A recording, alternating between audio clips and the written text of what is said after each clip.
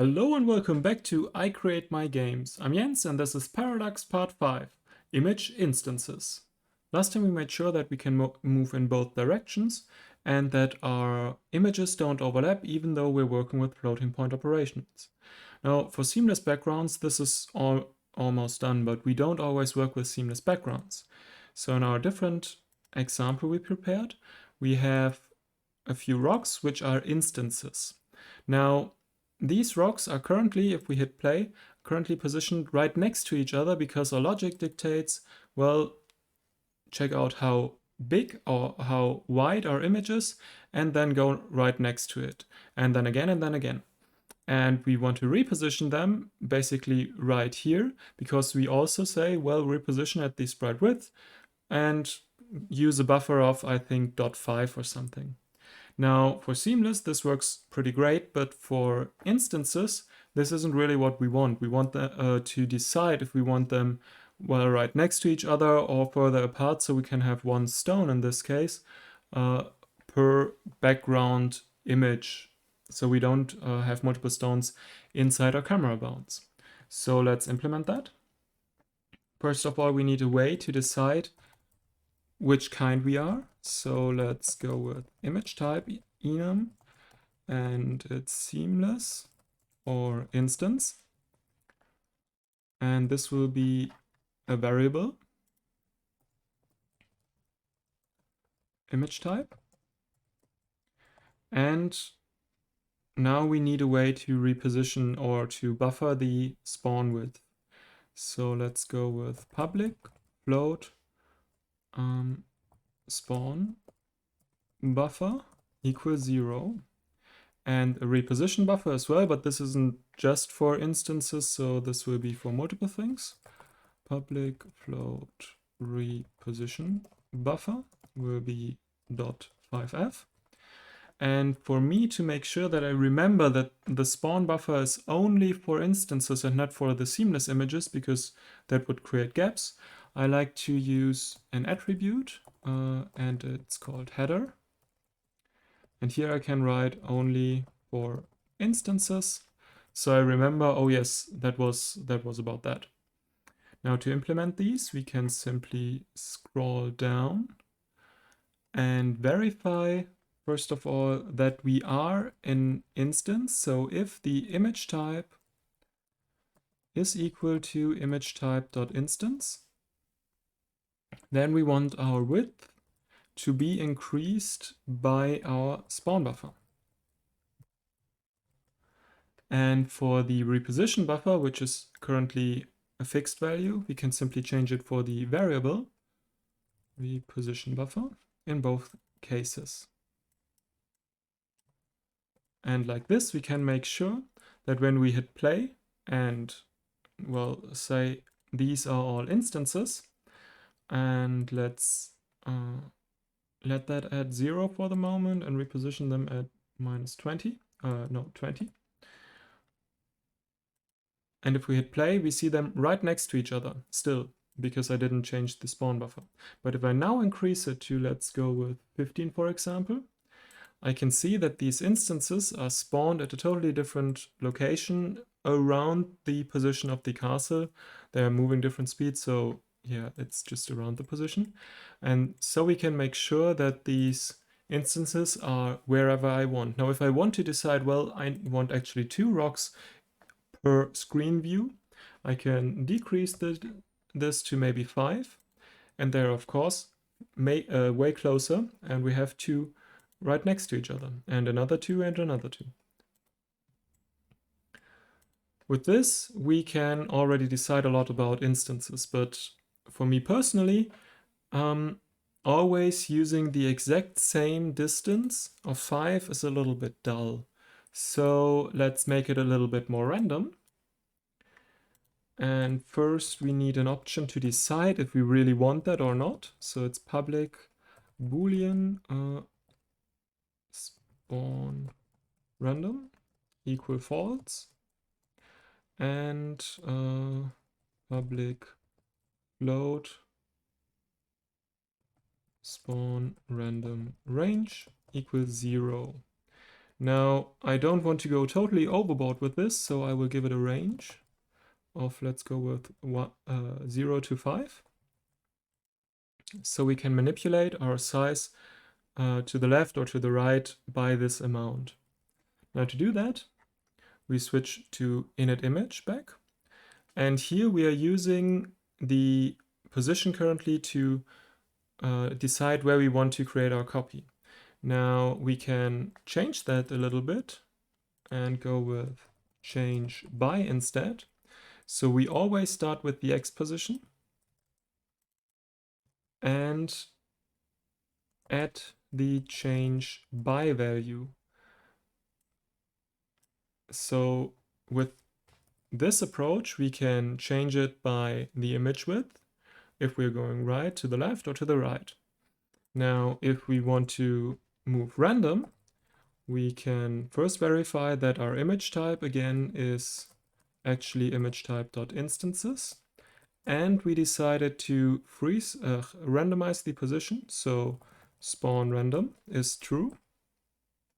Then we can make sure, or then we can create additional change by value plus equal, and with the random.range move it to the side, and we can start with spawn random range negative up to spawn random range. So if I set it to the value of 2, it's going from -2 to 2 random. So I have maybe 1 or 2 or whatever, which this is also moved by. So if I again hit play, verify that for this instance I do want to spawn it a little bit more random, put it to maybe, let's go with 2, hit play, and verify that our instances aren't always the exact same apart. We can see it, for example, here or here, and have it a little bit more lifelike, so they aren't exactly at the same distance always. Now, since we're talking about random, we can also decide to change the scale, so they are sometimes a little bit bigger or a little bit smaller. And with that, move our images or create even more lifelike situation, because in the real world we never have the exact same size of a rock. And to do that, we can simply create another variables, but let's first talk about a problem here.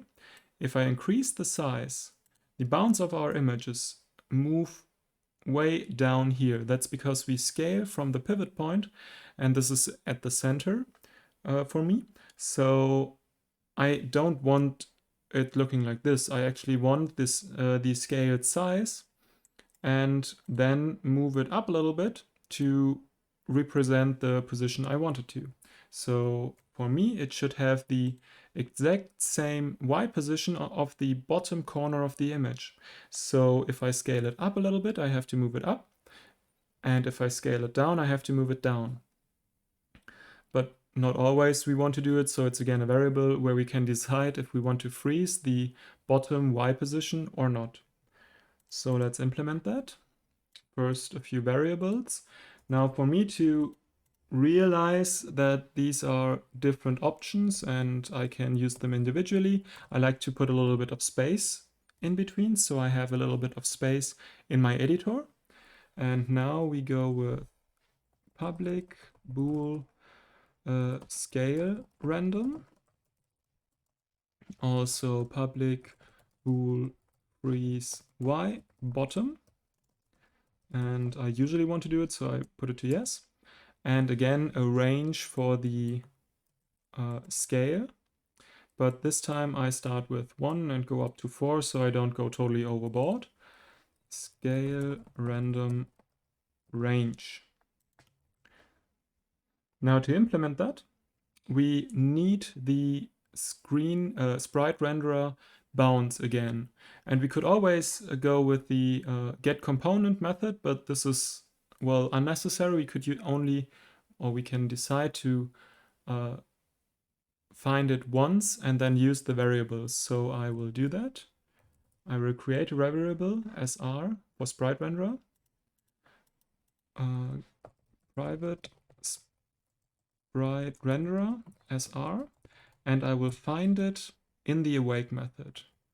Private void awake sr equal get component. So I only need to find it once, and after that I can always use the variable. Now you might wonder why I'm using the awake instead of the start function. That's because every awake is called before every start. So I can make sure that this is already initialized once I'm at the Parallax controller start method, where we're using the sprite renderer. So with this, since all awake methods are called before that, this one is always initialized. So where do we start with this? Let's go to our, where is it? Prepare copy add method. This creates a copy or prepares a copy, and now we only need to make sure that we use the right scale or a random scale and a different y position if we want to move it up and down a little bit. So to do that, let's first go with a variable, pos y will equal the transform position y, the one from the original. And we also need a vector 3 for the local scale, and we copy this one as well from the original. And then we want to make sure that the local scale, which we are going to change soon, is applied. So to the copy transform local scale, we apply the local scale. Now to implement that, we again first need to make sure that our image type is actually an image type instance. And we do want to change the scale, because if not, we can simply skip this part. So it's scale random. If this is true and it's an image type instance, then we want to change the scale. So let's do it. Local scale.x will be random.range 1 divided by scale random range to scale random range. Now if we do it like this, we have the problem of having a much smaller scale for decreasing. So we would go from, for example, dot to 5 up to 4, and there are way more numbers below above 1 than there are below 1. So we would create a mismatch between scaling up and scaling down. And to counteract that, we can simply do a little trick. First scale from 1 to the range, and then we can make sure or do a coin flip, which is basically a random value, which is a value between 0 and 1. And if this random value is smaller than 5, dot 5 of course, then we did use a coin flip to one side, and we can change the local scale.x to 1 divided by local scale.x. And for the y position, we simply apply the exact same scale. So local scale.x. And now we need to make sure that we freeze the bottom position if we decide to freeze the bottom position. So freeze y bottom. If that's true, then we need to make sure that we are repositioning our y value a little bit up or down. So the position y will be the original position y, but we need to move it depending on the size, bounds.size.y, so the height, but not the complete height, but rather half of the width, height, because this will be, we only need to reposition it by the half, since we are scaling only half of the image to the bottom. And we can multiply it by a simple percent multiplication, or transform dot local scale dot y, so the original scale minus the one we just decided on, divided by the original, transform dot local scale dot y, creates a percent value, and then we can move it up and down. So with this, we make sure that we have the y position at the always exact same position, and the scale a bit more randomized. So if I now am here, we can see the space. Then we can decide if we want to scale it random. And let's go with maybe 2. So it's maximum half the size or double the size. Freeze it on the Y position and move them to the side. Now keep in mind we are freezing the exact bottom position. So in my case, I was a little bit sloppy with the exact position. So this will still be scaled. The invisible parts will still be scaled up. So we could end up with a little bit of seeing the a bit of the invisible part, but with the scale of 2, this shouldn't really happen if we position it somewhat around here. So let's hit play and verify that it's working. And we already see that this is the double the size. And if we zoom out, we can see multiple different sizes over the board to work the way we want them to. And we could do the same for the others. So these, scale them all, spawn them a little bit random, increase the random buffer to 15, and the range will be 2, and the scale will also be 2. So if we now hit play, we have a little bit of a more randomized view of our background images to ensure that these are not as predictable as you might think. And with that, we're done with the Parallax image script as well as this episode. While you're waiting for the next one, maybe check out one of my other videos. If you have any questions, always feel free to comment. I'll do my best to answer as fast as possible. If you liked the video, please consider subscribing. It really helps me and my channel out. Thank you guys so much for watching, and I'll see you next time.